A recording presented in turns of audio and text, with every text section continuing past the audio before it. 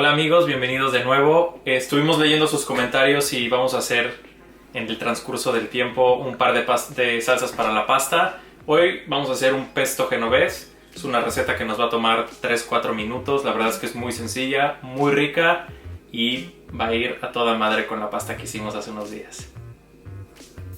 Y bueno, aquí tenemos los ingredientes: piñones, un poco de ajo, albahaca, parmigiano reggiano. Este es un queso italiano duro que se añeja durante 12 a 36 meses. Tiene denominación de origen, y aceite de oliva extra virgen. Esto es muy sencillo. Vamos a empezar con los piñones y el ajo, y con la ayuda del procesador vamos a moler un poco hasta que se haga así.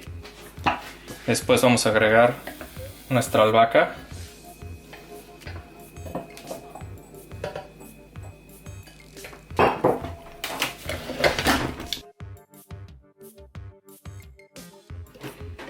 Ok, esto se ve muy bien.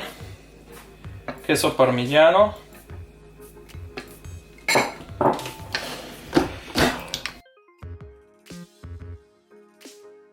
Y por último, el aceite de oliva. Aquí hay un paso muy importante. El aceite de oliva no hay que procesarlo durante mucho tiempo porque junto con la albahaca lo empieza a oscurecer y toma también un sabor amargo.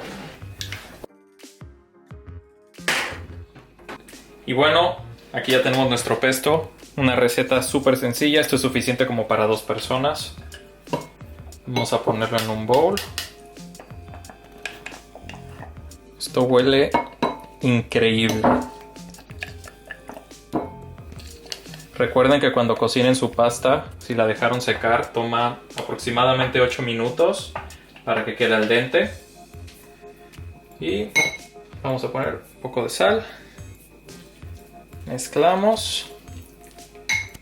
Y listo. Pesto delicioso en menos de 5 minutos. La verdad es que lo voy a probar.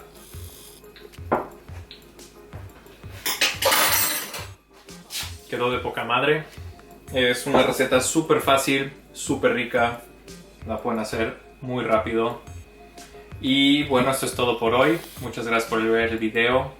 Los ingredientes los dejamos aquí en la descripción del video. Escribamos en los comentarios qué más les gustaría aprender. Vamos a subir un par de recetas más para salsas de pastas. Pero no solo eso, vamos a hacer mucha más cocina. Y estén al pendiente.